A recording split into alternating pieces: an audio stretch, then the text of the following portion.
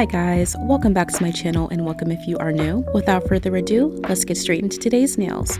We are finally kicking off the beginning of fall nails, and I figured the best way to do so would be to start with something slightly more simple than my usual and with something cozy and a little bit sultry. So let's go ahead and get started. I am, of course, starting out with nail prep, and the first step in this process is to sanitize my implements. As always, my tools are completely cleansed and sterilized beforehand, but wiping them down with some alcohol is just an extra added layer of protection for me, at least mentally, if that makes sense.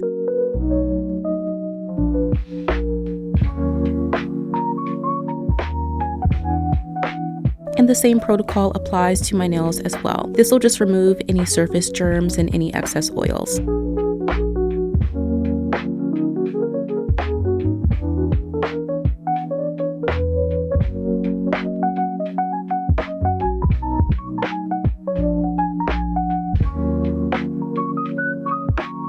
And now I'm jumping into my actual cuticle prep, starting with my cuticle softener. This product is especially helpful for when I haven't groomed them in a little bit, but it's also good for people who just generally have more stubborn cuticles. I do like to apply this and allow it to soak in for about 10 to 15 seconds, and then I follow that up with my cuticle pusher.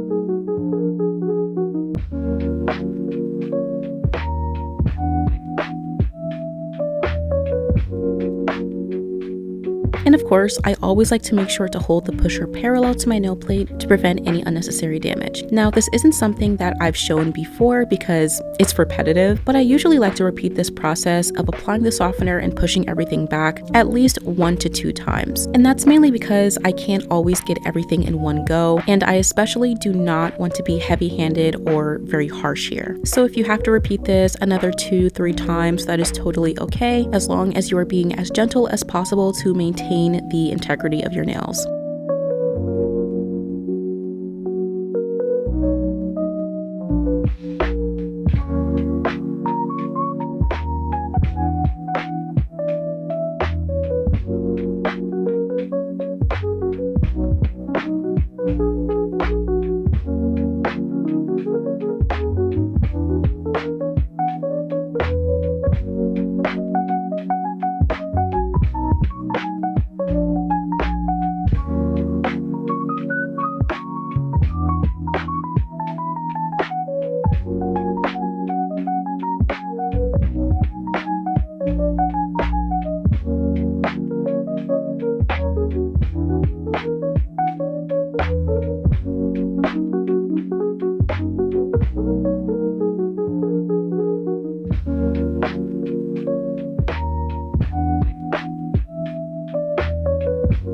Now, once everything is pushed back and I've removed the softener with some alcohol, I'm going to clip back my cuticles and the eponychium with my cuticle cutters. Now, I have mentioned this before, but as long as your cuticles are fully removed from the nail plate, you are definitely good to move on. Clipping back the eponychium or the proximal nail fold is more of a cosmetic and aesthetic process, and if done incorrectly, it can definitely cause more issues than good. If you start to cut back too much or use tools that are not properly cleaned and sterilized, you are definitely at risk of inflammation and the possibility of infection, so that's definitely something to keep in mind here. So please use your own discretion with this step. Again, this is more for aesthetics, so it is absolutely okay to skip this step.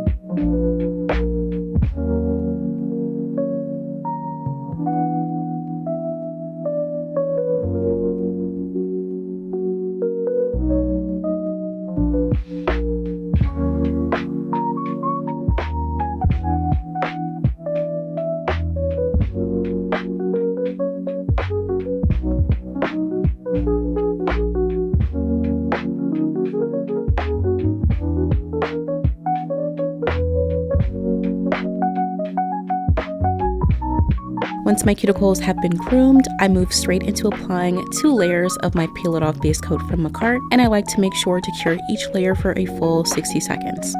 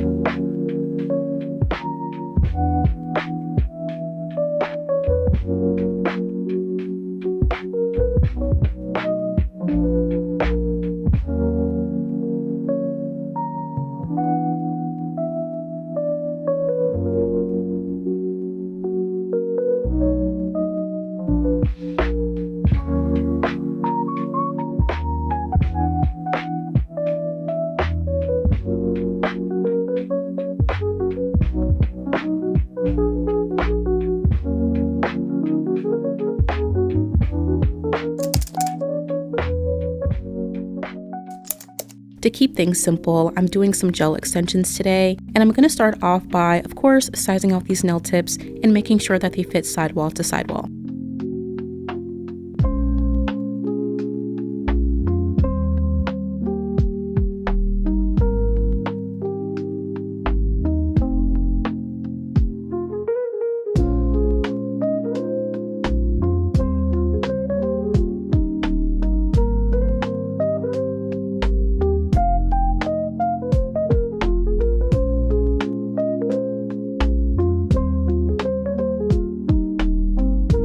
Now before curing them on, I will need to remove the shine from the inside of the nail tip, and for that I usually just use a random cuticle bit that I don't really use otherwise. Any bit can definitely work here, as long as it removes all of the shine properly, and of course, as long as it can fit inside of the actual nail tip. For this process, I'm only removing the shine from the area where the nail tip will cover my natural nail, so going all the way up the nail tip isn't going to be necessary here. An alternative method for this is to use some acetone to help melt the inside of the nail tip. This does vary depending on the material that the nail tip is made out of, but it might be something you want to experiment with. Now it's time to cure these on, and for today I'm using some clear builder gel from Model 1s and my portable UV lamp.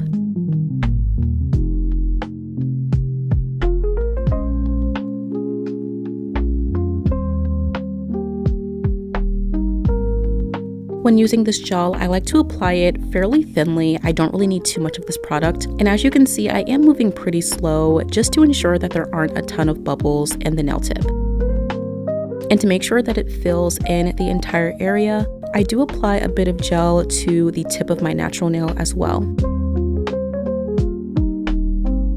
And once the gel is on, I can place down the nail tip, making sure that it's nice and straight, and finish that off by curing it for about 60 seconds.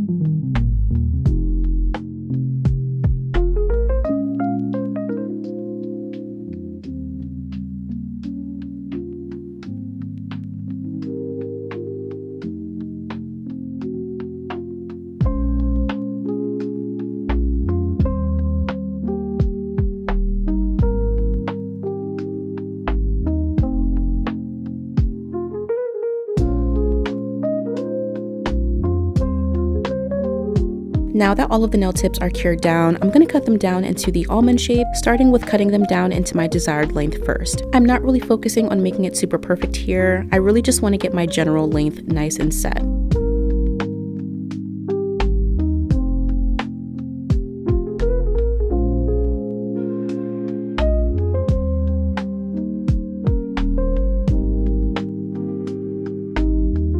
And of course, I'm following this up with my straight edge nail clippers to get the rough almond shape.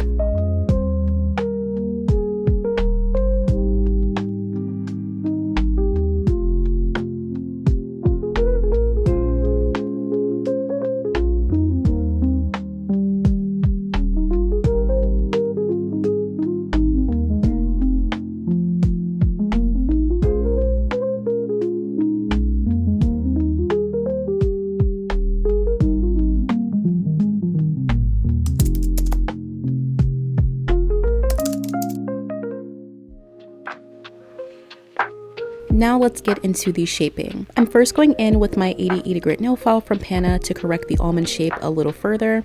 Usually when I'm shaping and filing, I try my best to stay away from these stress points to prevent any extra damage, but if there are any imperfections there, I try to be as gentle as possible. My main focus is going to be the tip of the nail and the sidewalls of these nails, so that is where most of my attention is going to be.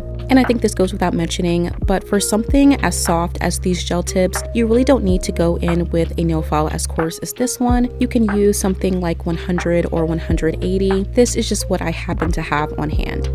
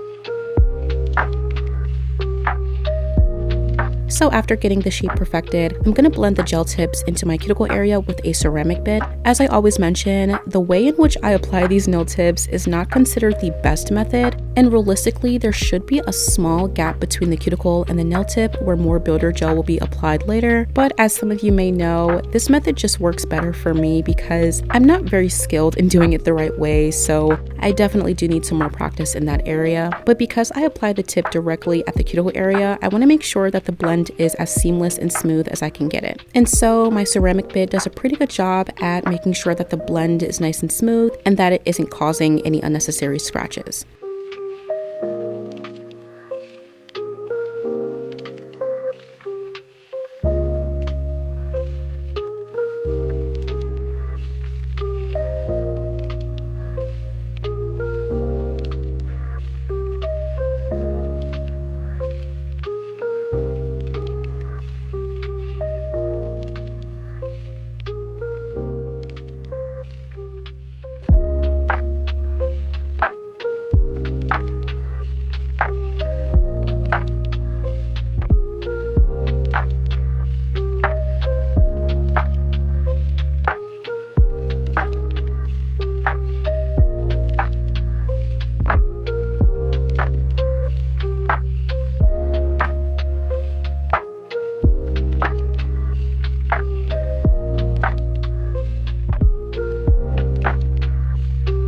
And to finish off the shaping, I'm going to buff away the shine from the entirety of the nail.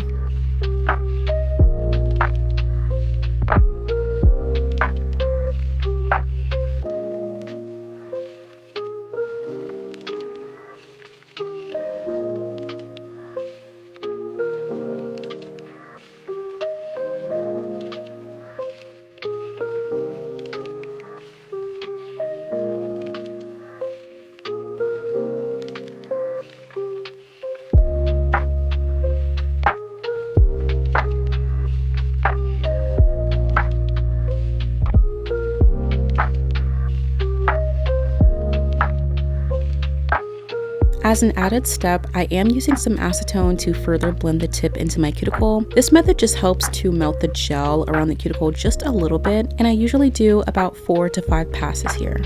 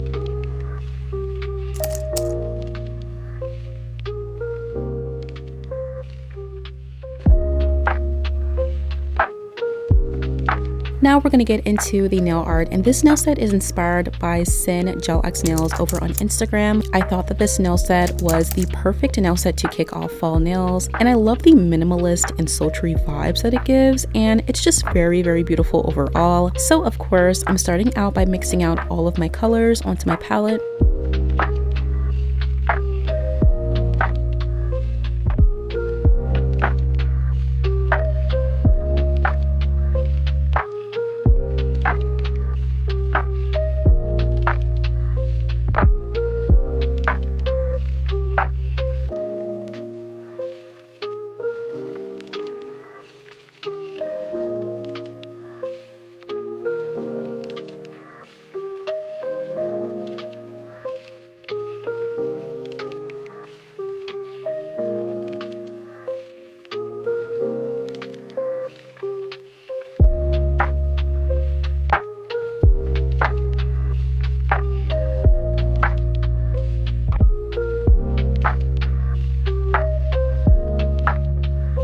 Now let's get into the base of these nails. I'm starting out by painting all of the base colors on all 5 nails at first, just to help move things along. For my pinky, I'm going to paint the entire surface with a dark cranberry gel polish, making sure not to apply too much at once. I really want these colors to cure fully to prevent any wrinkling or uncured gel polish, so these layers are going to be pretty thin.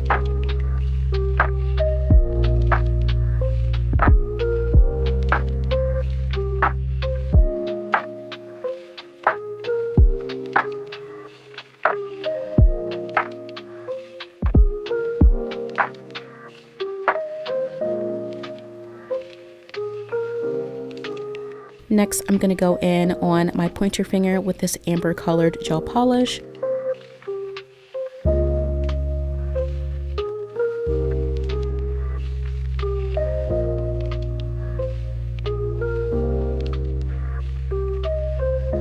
And for my middle finger, my ring finger, and my thumb, I'm going to paint these with a nude builder gel. Realistically, it'd be better to use a nude gel polish rather than a builder gel, but I really do like this color, so I tried my best to apply it as thin as I could, while also making sure that I get a good color payoff. But in general, your nail art won't become bulky as quickly if you do use a thinner product here.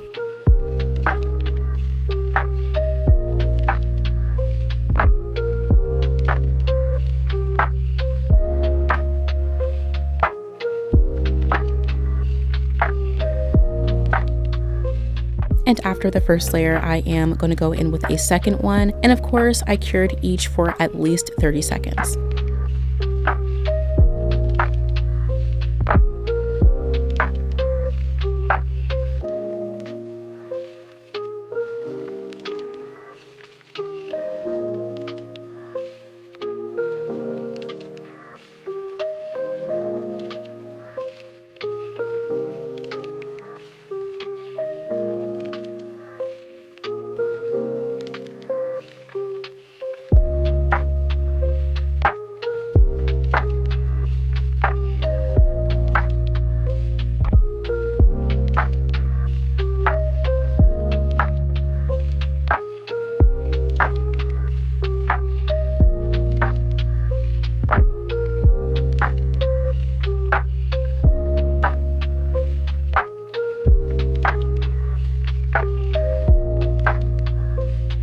Once the base colors are on, I'm going to move on to the French tip on the middle finger. Now I am using some Beetles gel polish here, so I did have to go in with 2 layers for full opacity. And again, I'm not overdoing it with these layers, and I'm keeping them fairly thin so that they can cure fully.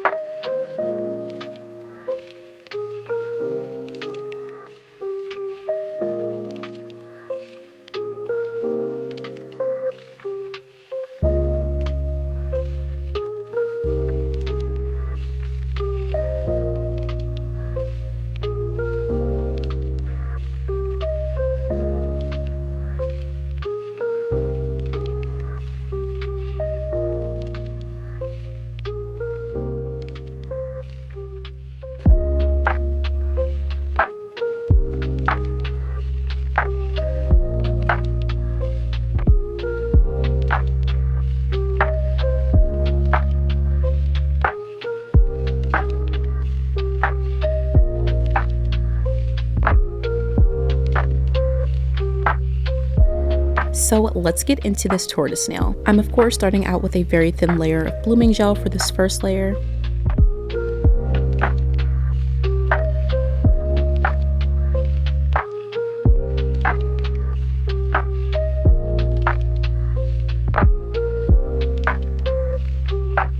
And once that's on there, I'm going to use this dark brown as my first layer of the tortoise shell effect. Now, to be honest, my brown is a little bit diluted, and I'm assuming that's from the blooming gel itself, but I think that this helps to create a more natural looking tortoise shell look as opposed to it looking fairly harsh. And just in general, when you are doing tortoise nails, this is something that is going to require multiple layers, so going in with super harsh and very opaque colors isn't really going to be the best idea because it's going to be built up over time anyway. So going in with more diluted / thinner layers of colors is going to be a little bit better for this method. Now for my second layer, I'm once again going in with a thin layer of blooming gel, but for this layer, I'm going to use some black gel polish instead to help build that intensity.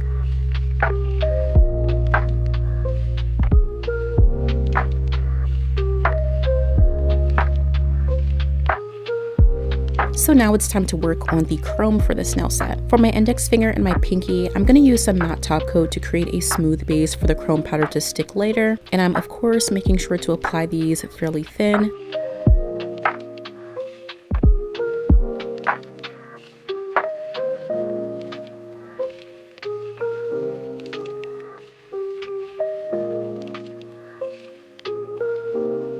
And for my ring finger, I'm going to use some regular top coat since we'll be covering the entire surface of this nail with some iridescent chrome powder instead.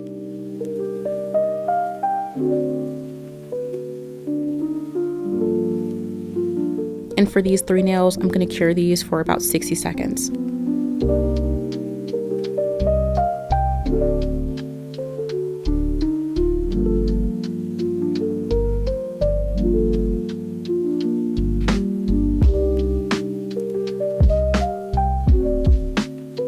Now once that's cured, I'm going to go directly over my ring finger with that iridescent chrome powder that I mentioned, making sure to get every nook and cranny as best as I can.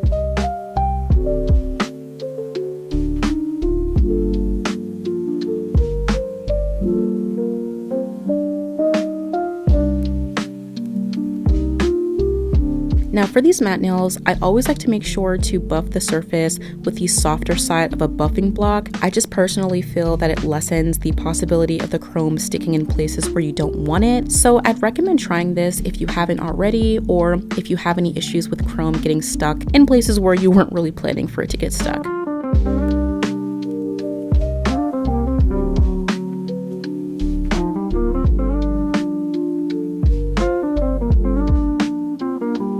And after wiping off the dust with some alcohol, I'm going to go in with a sheer black polish to start my chrome work. I usually mix a little bit of black gel polish with some top coat to create a really shiny and chrome-like appearance. Do bear in mind though that the more top coat you use, the more you'll be able to see through the chrome. This isn't something that really bothers me too much, but in some instances, this really isn't ideal. So it's best to start with a little bit of top coat first and add more if you feel like you need to. Now for my lamp in specific, I only like to cure for about 15 to 18 seconds, which I know is very specific, but this is the time range that I feel like works best for my lamp, and I find that any shorter or longer makes it look kind of grainy. But either way, you definitely want to experiment with the seconds that you want to cure, just to make sure that you're getting the best possible result for your nail lamp.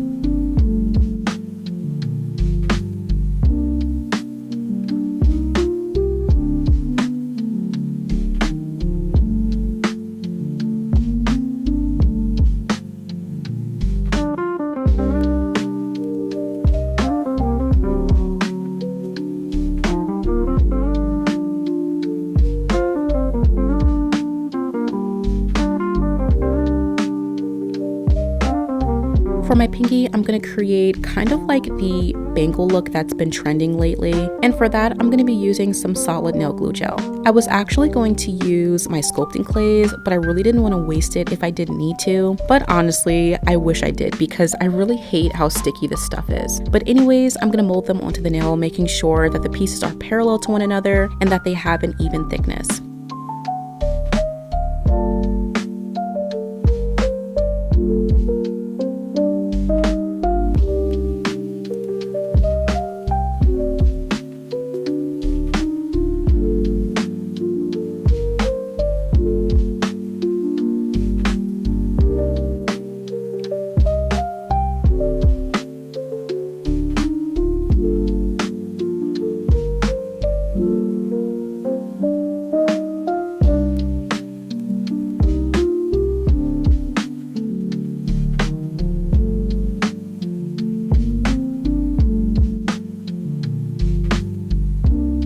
And in between each piece, of course, I do like to cure them using my portable lamp, only for about 10 to 15 seconds.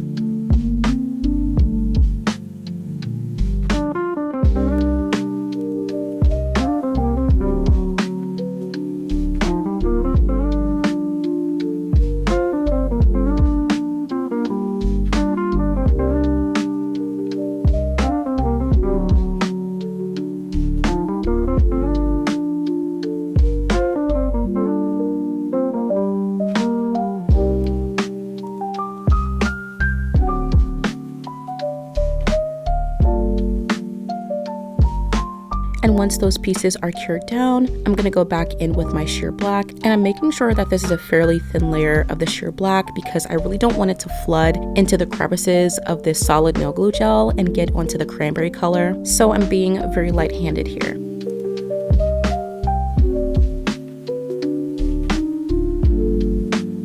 And once that's cured on, I'm finishing that off with some gold chrome powder.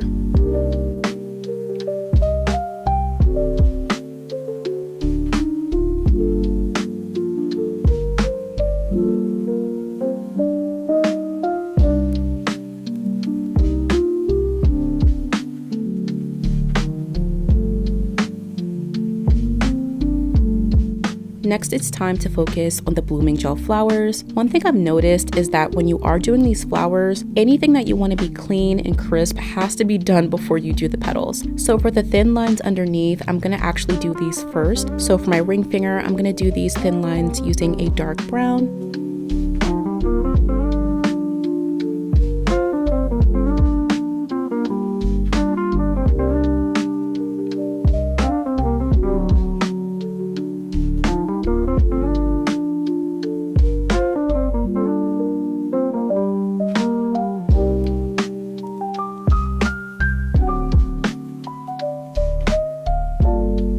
And for my middle finger, I'm going to be using a cranberry red. And these ones are going to be centered towards the French tip area.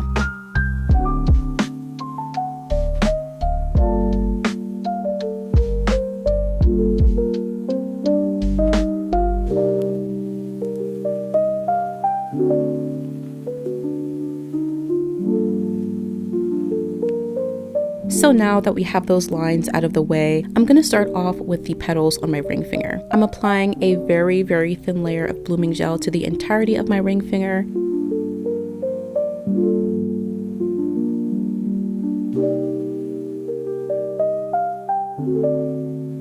And I'm going to follow that up with my dark brown dots. Now, I personally hate doing this nail art because it's really a hit or miss for me. You never really know how good it'll look until you've already completed the flower, but I found that it's best to keep your dots further apart than you'd initially think to. They're going to naturally spread with the blooming gel, so you really don't want to make them super close together, or else they're going to look kind of squished.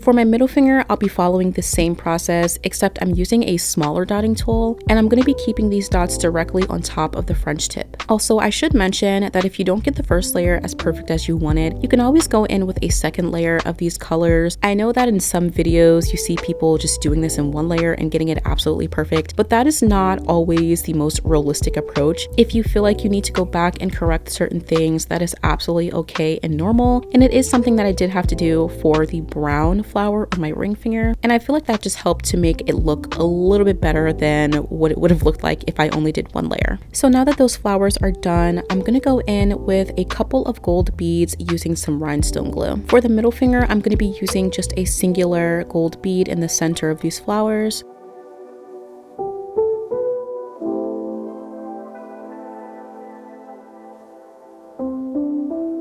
And for my ring finger, I'm going to be using, I believe, about 5 beads.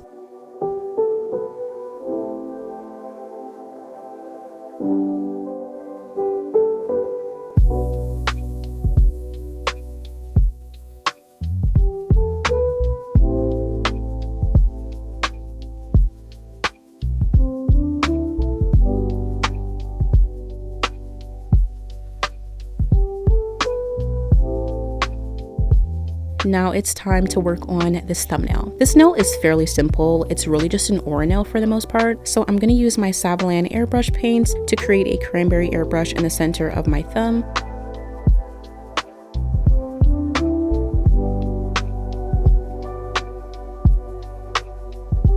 And usually when I am doing something like an aura nail, I always like to make sure to start very far and work my way closer periodically to make sure that I'm getting that really nice blown out effect.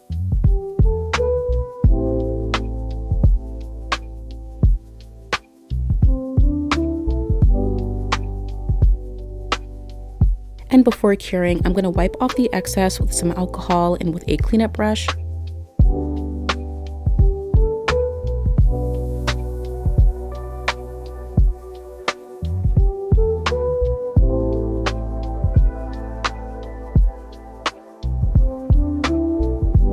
And to finish off this nail, I'm going to cure on a star charm in the center of my nail with, of course, some rhinestone glue.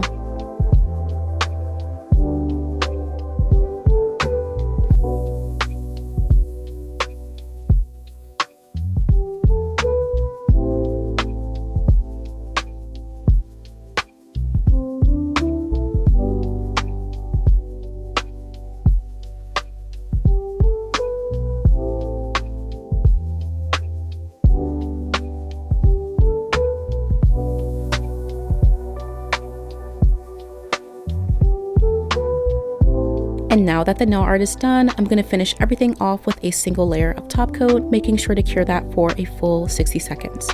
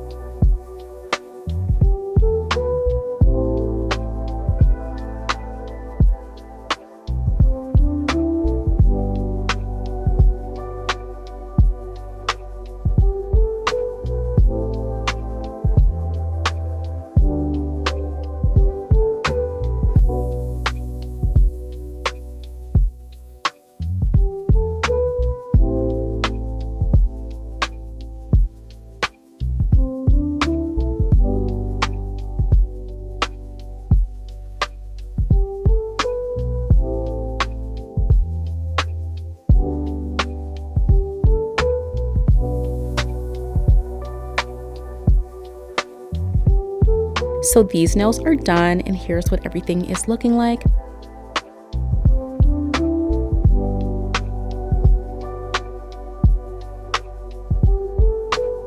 I'm just going to finish off this nail set with a little bit of cuticle oil.